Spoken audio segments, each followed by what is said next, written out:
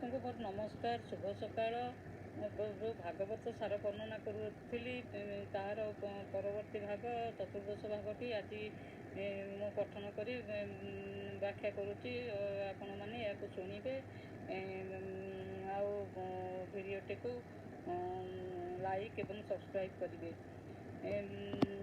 ଭାଗବତ ସାର ଚତୁର୍ଦ୍ଦଶ ଭାଗ। ଆବରି ଅଛୁ ତିନି ସତ୍ୟ ସୃଷ୍ଟିର ଆଦି ମଧ୍ୟ ଅନ୍ତ, ସତ୍ୟ ବ୍ରହ୍ମାଙ୍କୁ କଲୁ ଜାତ,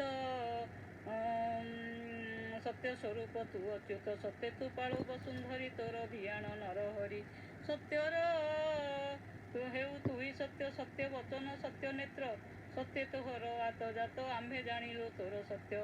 ତୋର ସଞ୍ଚିଲା ଏ ଶୈଳ ଦୁଷ୍ଟ ନିବାରି, ସନ୍ତପାଳ ଅସାଧୁ ମାରି ସତ୍ୟପାଳ, ତୋହର ଶରଣ ସକଳ। ସାଧୁ ମାରି ସତ୍ୟପାଳ ତୋହର ଶରଣ ସକଳ। ତୋର ମାୟାରେ ମୂର୍ଖ ଜନ, ତୋର ମାୟାରେ ମୂର୍ଖ ଜନ, ଆତ୍ମାକୁ ଦେଖନ୍ତି ସେ ବିନ, ଜ୍ଞାନୀ ଏ ଦେଖନ୍ତି ସେ ଏକ, ମାୟାରେ ଦିଶୁ ତୁ ଅନେକ। ତୁଏ ସଂସାର ଦୁଃଖ ନାଶେ, ଶରୀର ବହୁ ନାନା ଆସେ, ସାଧୁଙ୍କୁ ଦିଶୁ ତୁ ନିର୍ମଳ, ଫଳ ଲୋଚନେ ଯେନେ କାଳ, ଫଳ ଲୋଚନେ ଯେନେ କାଳ। ତୋର ପାଦେ ପଦ୍ମନାଭ କରନ୍ତି ଆତ୍ମଜ୍ଞାନେ ଭାବ, ତୋହର ନାମ ନାବ କରି ହେଳେ ତରନ୍ତି ଭବ ବାରି। ଯେ ଜୀବ ମାରେ ଆତ୍ମା ସୁଖେ, ଅନ୍ତେ ସେ ପଡ଼ନ୍ତି ନରକେ, ଯେ ଜୀବ ମାରେ ଆତ୍ମା ସୁଖେ, ଅନ୍ତେ ସେ ପଡ଼ନ୍ତି ନରକେ। ଏହିପରି ଭାବରେ ପ୍ରଥମେ ଭଗବତ ସୂକ୍ତିରୁ ଭାଗବତ ରଚନାକାରୀ ଆରମ୍ଭ କରିଛନ୍ତି। ଭଗବତକୁ ସତ୍ୟର ପ୍ରତୀକ ଭାବରେ ବର୍ଣ୍ଣନା କରି ସମସ୍ତେ କେମିତି ସେଇଭଳି ସତ୍ୟର ଅନୁଗାମୀ ହେବେ, ସତ୍ୟରେ ଚଳିବେ, ସେ କଥା ସେ ଲୋକମାନଙ୍କୁ ବୁଝାଇଛନ୍ତି। ଯେପରି ଆବରି ଅଛୁ ତିନି ସତ୍ୟ ସୃଷ୍ଟିର ଆଦି ମଧ୍ୟ ଅନ୍ତ, ସୃଷ୍ଟିର ଆଦି ମଧ୍ୟ ଅନ୍ତର ସବୁର କାରକ ସେଇ ଭଗବାନ, ଯାହାକୁ ଭାଗବତ ରଚନାରେ ଲେଖାଯାଇଛି। ସତ୍ୟ ବ୍ରହ୍ମାଙ୍କୁ କଲୁ ଜାତ, ସତ୍ୟ ସ୍ୱରୂପ ତୁ ଅଚ୍ୟୁତ ଇତ୍ୟାଦି। ସତ୍ୟ ବି ବସୁନ୍ଧରି ପାଳୁଛନ୍ତି, ମାନେ ବସୁନ୍ଧରିର ଯେତିକ ସବୁ ତାପରକୁ ତାପର ଯେତେ ସବୁ ଇଏ ହେଉଛି ସୃଷ୍ଟି ହେଲା, ତାକୁ ପାଳନ କରିଛନ୍ତି, ତାକୁ ଭଗବାନ ପାଳନ କରନ୍ତି। ତେଣୁ ସତ୍ୟରେ ତୋର ସତ୍ୟର ହେଉ ତୁହି ସତ୍ୟ, ସତ୍ୟ ବଚନ ସତ୍ୟ ନେତ୍ର, ସତ୍ୟ ତୋହର ଆତଜାତ, ଆମେ ଜାଣିଲୁ ତୋର ସତ୍ୟ। ଭଗବାନ ହେଉଛନ୍ତି ସତ୍ୟର ପୂଜାରୀ। ସତ୍ୟରେ ପରିଚାଳିତ ହେବା ପାଇଁ ସମସ୍ତଙ୍କୁ ସେ ଆହ୍ୱାନ କରିଥାନ୍ତି। ଏବଂ ତାଙ୍କର ଆଉ ଗୋଟେ ସତ୍ୟ ହେଉଛି ଶଙ୍ଖ ନିବାରି, ଦୁଷ୍ଟ ନାଶନ୍ତି, ସେ ଦୁଷ୍ଟ ନିବାରି ସନ୍ଥ ପାଳୁ, ସନ୍ଥଙ୍କୁ ପାଳନ କରନ୍ତି, ଦୁଷ୍ଟକୁ ନାଶ କରି ସନ୍ଥଙ୍କୁ ପାଳନ କରନ୍ତି। ତୋର ଏ ସଞ୍ଚିଲା ଶୈଳ ଦୁଷ୍ଟ ନିବାରି, ସନ୍ଥ ଶୈଳ ଅସାଧୁ ମାରି ସତ୍ୟପାଳ, ତୋହର ଶରଣ ସକଳ। ସମସ୍ତେ ମଧ୍ୟ ଶରଣ ତୋର ଯାଇଥିଲେ ବି ତୁ ଦୁଷ୍ଟଙ୍କୁ ମାରି ସନ୍ଥଙ୍କୁ ପାଳନ କରୁ, ଅସାଧୁ ମାରି ସତ୍ୟପାଳ ତୋର ଶରଣ ସକଳ। ତୋର ମାୟାରେ ମୂର୍ଖ ଜନ, ଆତ୍ମାକୁ ଦେଖନ୍ତି ସେ ଭିନ୍ନ, ନିଜ ଆତ୍ମାକୁ ଯେମିତି କୌଣସି ପ୍ରକାର ଆଘାତ ହେଲେ କଷ୍ଟ ହୁଏ, ଯିଏ ସାଧୁ ସନ୍ଥ ଜନ ସେମାନେ ବି ଅନ୍ୟ ଆତ୍ମାକୁ ଆଘାତ ଦେବାକୁ ଇଚ୍ଛା କରନ୍ତି ନାହିଁ, ସେଇଟା ତାଙ୍କୁ ବହୁତ କଷ୍ଟ ହୁଏ। ସେ ତାଙ୍କ ଆତ୍ମାରେ ନିଜ ଆତ୍ମାକୁ ଦେଖନ୍ତି, ଆତ୍ମାକୁ ଏକ ବୋଲି ଭାବନ୍ତି। ତେଣୁ ଜୀବଜନ୍ତୁ ପ୍ରଭୃତି କାହାରିକୁ ସେମାନେ ଦୁଃଖ ଦେବାକୁ ଇଚ୍ଛା କରନ୍ତି ନାହିଁ।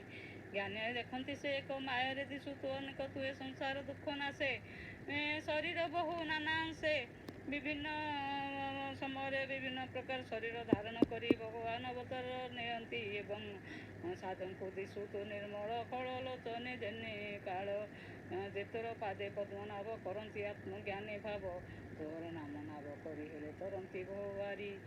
ଯେ ଜୀବ ମାରେ ଆତ୍ମା ସୁଖେ, ଅନ୍ତେ ସେ ପଡ଼ନ୍ତି ନରକେ। ଜୀବ ହତ୍ୟା କରିବା ମହାପାପ ବୋଲି ସବୁ ଶାସ୍ତ୍ର ମାନଙ୍କରେ ଲିଖିତ ଅଛି।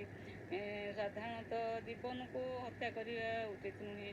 ଯେଉଁମାନେ ଜୀବନ ହତ୍ୟା କରି ନିଜର ଆତ୍ମାର ସୁଖ ପାଇଁ ଅନ୍ୟର ଜୀବ ହତ୍ୟା କରନ୍ତି, ସେମାନେ ଅନ୍ତରେ ନରକରେ ପଡ଼ନ୍ତି। ନରକରେ ମାନେ ନରକର ବହୁତ କ୍ଲେଶ ଯନ୍ତ୍ରଣା ମଧ୍ୟ ଏ ଭାଗବତରେ ବର୍ଣ୍ଣନା କରାହେଇଛି।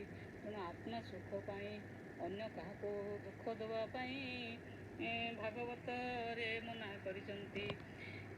ତାପରେ ସଂସାର ମଧ୍ୟ ଦେହ ବୃକ୍ଷେ ଏତେ ତୁ ମିଳିଲୁ ପ୍ରତ୍ୟକ୍ଷେ, ସଂସାର ମଧ୍ୟ ଦେହ ଦୁଃଖେ ଏତେ ତୁ ମିଳିଲୁ ପ୍ରତ୍ୟକ୍ଷେ, ବୃକ୍ଷର ଯେତେ ଗୁଣ ମାନ ଶରୀରେ ତୋର ବିଆଣ, ଏକଇ ବୃକ୍ଷ ବେନି ଫଳ ଚତୁର ରସ ତିନି ମୂଳ, ପଞ୍ଚଶିକଳ ତଳେ ଗଣ୍ଠି ଆତ୍ମା ଏହାର ଷଡ଼ଗୋଟି, ସାତ ବକଳ ଦେହେ ଜଡ଼ି ଅଷ୍ଟମ ଡାଳେ ଛନ୍ତି ବେଢ଼ି, ଗଣ୍ଠି ସ୍ୱଭାବେ ନବ ନେତ୍ର ବିସ୍ତାର ହୋଇ ଦଶପତ୍ର, ଉପରେ ଅଛନ୍ତି ବେନି ପକ୍ଷୀ ଏମନ୍ତ ବୃକ୍ଷ ଦେବେ ଲକ୍ଷୀ, ମୁନି ବୋଲନ୍ତି ରାୟ ଶୁଣ ଦେହେ କହିବା ବୃକ୍ଷ ଗୁଣ, ବୃକ୍ଷର ପ୍ରାୟ ଦେହ ଏକ ଫଳ ଯୋଡ଼ିଏ ଦୁଃଖ ସୁଖ, ତାମସ ରଜ ସତ୍ୱ ଗୁଣ ଏହାର ମୂଳଟି ପ୍ରମାଣ, ଧର୍ମ ସମ୍ବଦ କାମ ମୋକ୍ଷ ଏ ଚାରି ରସଟି ପ୍ରତ୍ୟେକ, ଶବଦ ରୂପ ରସ ଗନ୍ଧ ସ୍ପରଶ ପଞ୍ଚ ମୂଳ ଛନ୍ଦ,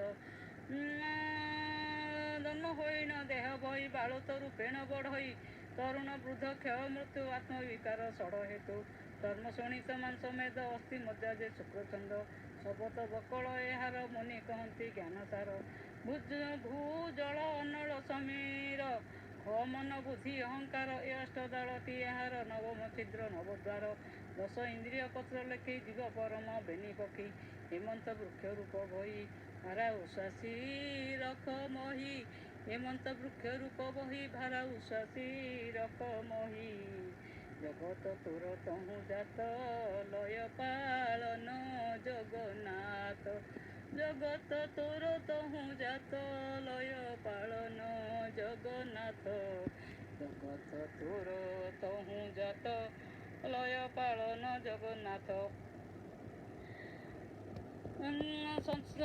ମଣିଷ ଶରୀରକୁ ସେ ଗୋଟିଏ ବୃକ୍ଷ ସହିତ ତୁଳନା କରିଛନ୍ତି। ବୃକ୍ଷର ଯେମିତି ବିଭିନ୍ନ ଅଂଶ ସବୁ ଅଛି, ସେହିଭଳି ମଣିଷ ଶରୀରର ବିଭିନ୍ନ ଅଂଶକୁ ସେ ବିଭିନ୍ନ ଭାବରେ ବର୍ଣ୍ଣନା କରିଛନ୍ତି। ମଣିଷର ଦୁଇଟି ପକ୍ଷୀ ଯେମିତି ରହିଛନ୍ତି ବୃକ୍ଷ ଦେହରେ ସାକ୍ଷୀ ହେଇକି ରହୁଛନ୍ତି, ସେଇଭଳି ସେ କହିଛନ୍ତି। ବୃକ୍ଷର ପ୍ରାୟ ଦେହ ଏକ ଫଳ ଯୋଡ଼ିଏ ଦୁଃଖ ସୁଖ, ବୃକ୍ଷ ହେଉଛି ଦେହ ସ୍ୱରୂପ ଏବଂ ତା ଦେହରେ ଦୁଃଖ ସୁଖ ଯୋଡ଼ିଏ ଫଳ ଫଳୁଛନ୍ତି। କାମସରଜ ସତ୍ୱଗୁଣ ଏହାର ମୂଳଟି ପ୍ରମାଣ, ତିନି ଗୁଣ ତା ଭିତରେ ମଧ୍ୟ ରହିଛି। ଧର୍ମ ସମ୍ପଦ କାମ ମୋକ୍ଷ ଏ ଚାରି ରସଟି ପ୍ରତ୍ୟେକ, ଚାରୋଟି ରସକୁ ଯେଉଁ ବର୍ଣ୍ଣନା କରିଛନ୍ତି ତାକୁ କହିଛନ୍ତି ଧର୍ମ ସମ୍ପଦ କାମ ମୋକ୍ଷ ଇତ୍ୟାଦି ଚାରୋଟି ରସ, ଏବଂ ଶବଦ ରୂପ ରସ ଗନ୍ଧ ସ୍ପରଶ ପଞ୍ଚ ମୂଳ ଛନ୍ଦ, ପଞ୍ଚ ଇନ୍ଦ୍ରିୟ ଯେଉଁ ଅଛି ଶବ୍ଦ ରୂପ ରସ ଇତ୍ୟାଦିକୁ ପାଞ୍ଚଟି ମୂଳ ଛନ୍ଦ କରିଛନ୍ତି। ଜନ୍ମ ହୋଇଣ ଦେହ ବହି ବାଳୁତ ରୂପେଣ ବଢ଼ଇ, ତରୁଣ ବୃଦ୍ଧ କ୍ଷୟ ମୃତ୍ୟୁ ଆତ୍ମବିକାର ଷଡ଼ ହେତୁ, ତାପରେ ଷଡ଼ ପ୍ରକାର ଅବସ୍ଥାକୁ ନେଇକରି 6 ଭାଗ ବିଭକ୍ତ କରାଯାଇଛି। ଚର୍ମ ଶୋଣିତ ମାଂସ ମେଦ ଅସ୍ଥି ମଜ୍ଜା ଯେ ଶୁକ୍ରଛନ୍ଦ, ଶପଥ ବକଳ ଏହାର ମୁନି କହନ୍ତି ଜ୍ଞାନ ସାର। ଏବେ ସବୁ ଏଗୁଡ଼ିକ ବିଜ୍ଞାନରେ ଆମ୍ଭେମାନେ ସବୁ ଜାଣିସାରିଲେଣି। ସବୁ ପ୍ରକାର ଶରୀର ତତ୍ତ୍ୱ ପଢ଼ାଇ ପରବର୍ତ୍ତୀ ସମୟରେ ବିଜ୍ଞାନ ଆକାରରେ ଯାହା ସବୁ ଦିଆଯାଇଛି ସେଗୁଡ଼ିକ ମଧ୍ୟ ଭାଗବତରେ ଆଗରୁ ବର୍ଣ୍ଣନା କରାଯାଇଛି। ଭୂ ଜଳ ନଳ ସମୀର ସମୟର ମନ ବୁଦ୍ଧି ଅହଙ୍କାର, ଏ ଅଷ୍ଟଡାଳଟି ଏହାର ନବମ ଛିଦ୍ର ନବଦ୍ୱାର, ଦଶ ଇନ୍ଦ୍ରିୟ ପତ୍ର ଲେଖି ଯିବ ପରମ ବେନି ପକ୍ଷୀ, ଏମନ୍ତ ବୃକ୍ଷ ରୂପ ବହି ଭାରା ଉଶ୍ୱାସୀ ରଖ ମହି, ଏମନ୍ତ ବୃକ୍ଷ ରୂପ ବହି ଭାରା ଉଶ୍ୱାସୀ ରଖ ମହି, ଜଗତ ତୋର ତହୁଁ ଜାତ ଲୟ ପାଳନ ଜଗନ୍ନାଥ, ଜଗତ ତୋର ତହୁଁ ଜାତ, ଜଗତ ତୁମଠାରୁ ଜାତ ହେଉଛି, ତେଣୁ ତୁମେ ହେଉଛ ପାଳନକର୍ତ୍ତା, ସୃଷ୍ଟିକର୍ତ୍ତା, ପାଳନକର୍ତ୍ତା ଏବଂ ସଂହାରକର୍ତ୍ତା। ବା ସତ୍ୟ ରଜ ତମର କାରଣ, ବୃକ୍ଷ ସହିତ ତୁଳନା କରି ଦେହଟିକୁ ଏହିଭଳି ଭାବରେ ବ୍ୟାଖ୍ୟା ପ୍ରଦାନ କରାଯାଇଛି ଭାଗବତରେ। ଆଜିର ଭାଗଟିକୁ ମୁଁ ଏଇଠାରେ ସମାପ୍ତ କରୁଅଛି। ପୁଣି ଥରେ ଅନୁରୋଧ କରୁଛି ସମସ୍ତେ ଏହାକୁ ଦେଖିବେ, ସେୟାର ଏବଂ ସବସ୍କ୍ରାଇବ୍ କରିବେ। ଜୟ ଜଗନ୍ନାଥ, ନମସ୍କାର।